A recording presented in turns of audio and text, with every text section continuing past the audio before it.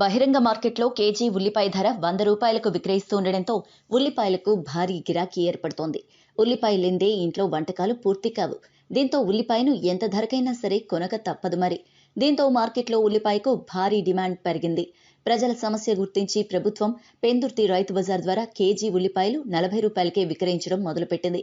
దీంతో ప్రజలు సబ్సిడీ ఉల్లిపాయలు కొనుగోలు చేసేందుకు భారీగా పెందుర్తి రైతు బజార్లకు తరలివస్తున్నారు. దీంతో పెందుర్తి రైతు బజార్ కొనుగోలుదారులు బారులు తీరుతున్నారు. ఈ సందర్భంగా పెందుర్తి రైతు బజార్ ఇన్ఛార్జి కొండబాబు మాట్లాడారు.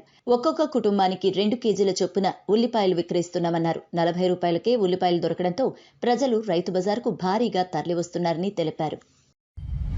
పెందుర్తి రైతు బజార్కు సుమారుగా 2200 కేజీలు సబ్సిడీ ఉల్లిపాయలు రావడం జరిగింది. అది ప్రతి కుటుంబానికి 2 కేజీల చొప్పున అమ్మకాలు జరుగుతుంది.